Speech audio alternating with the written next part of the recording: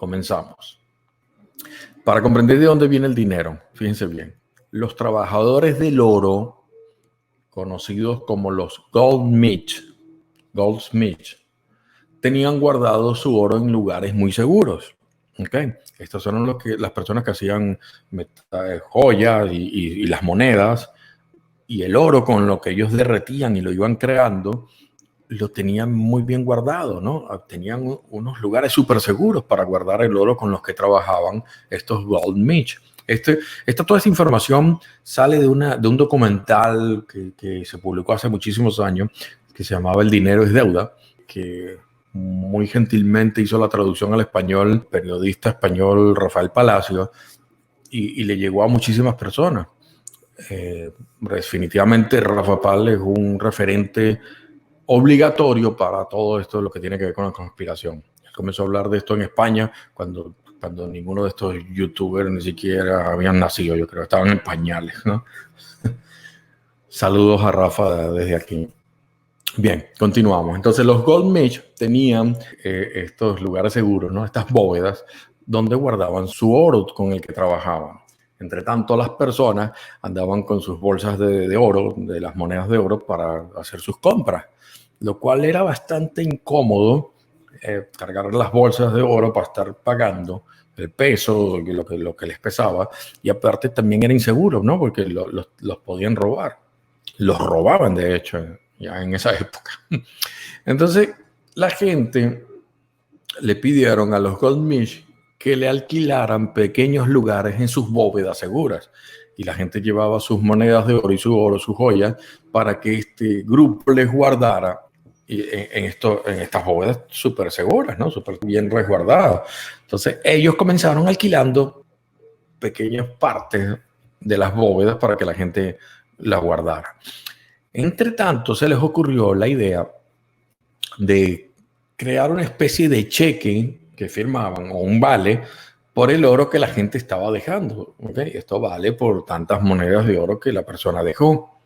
Pero esto fue creciendo y creciendo, y llegó el momento que tenía mucha credibilidad estos cheques firmados por ellos, que las personas salían a comprar llevando los vales, los cheques, y ya pagaban con esos vales, que ya las personas lo reconocían como algo que de verdad estaba respaldado, ¿no? Entre tanto, los goldsmiths se dieron cuenta que las personas no sacaban su oro y lo dejaban en sus bóvedas. Los mantenían ahí y lo que usaban eran estos vales, estos cheques, ¿no? Y ellos entonces dijeron, bueno, tenemos todo este oro aquí. Comenzaron a hacer préstamos con el oro que tenían en sus bóvedas y ganando un porcentaje en esos préstamos, ¿de acuerdo? Pero por supuesto la gente le pedía préstamos a ellos y no quería que se lo entregaran en las bolsitas con las monedas de oro, que era bien fastidioso y era inseguro, ¿no? ¿Cómo lo pedían? Lo pedían precisamente, ok, dame el préstamo, pero con los vales y los cheques que esta gente entregaba. Hasta ahí vamos bien, ¿ok?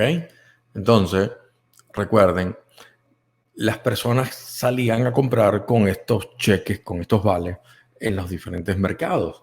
Entonces, surge una necesidad de que las personas guardaran en un lugar seguro también estos vales, aparte del oro. Entonces, ¿qué creen?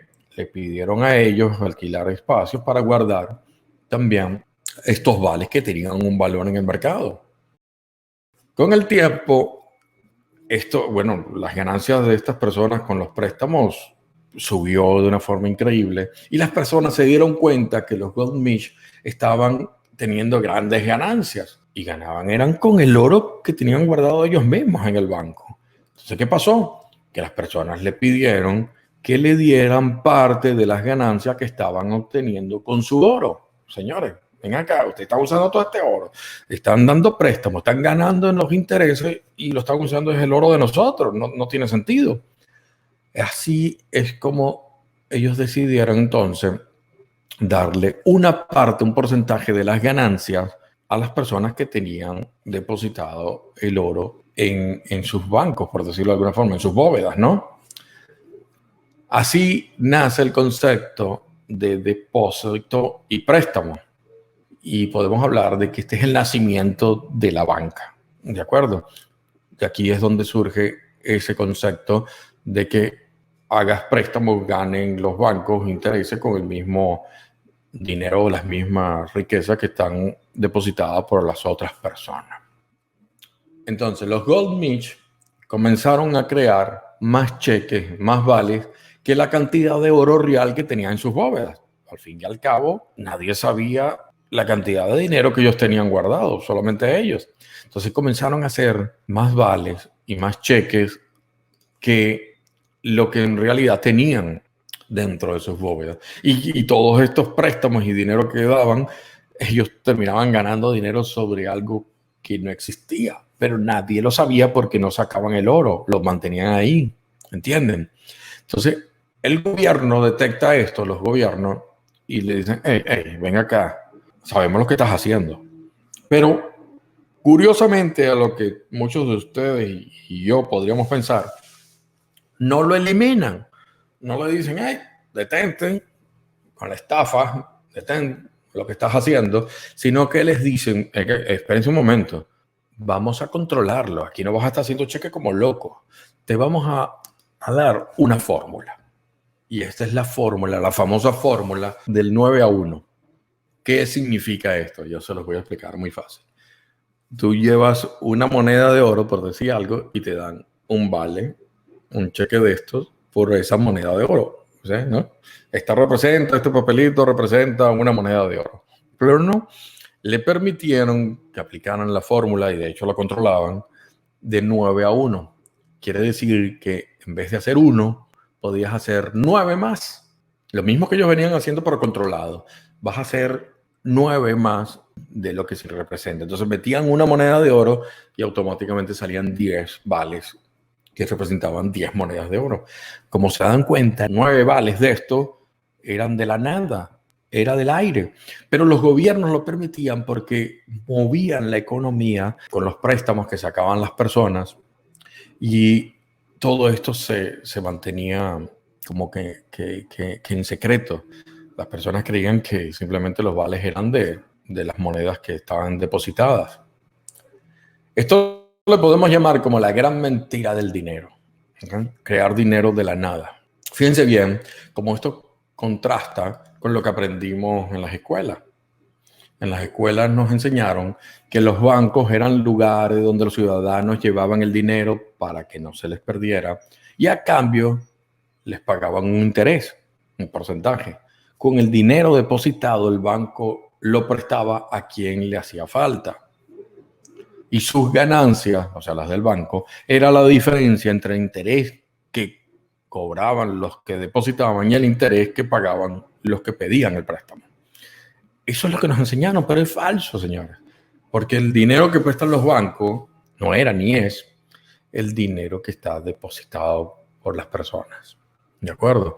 Esa es la gran mentira que nos enseñaron. Esto yo creo que es lo único que nos enseñaron de dinero en la escuela, porque no nos enseñaron cómo ganarlo, ni los verdaderos secretos del dinero. Por supuesto, tenemos que tomar en cuenta que las escuelas forman parte del sistema y que nos tienen que inculcar desde pequeño para que estemos programados para salir a trabajar al sistema, ¿no?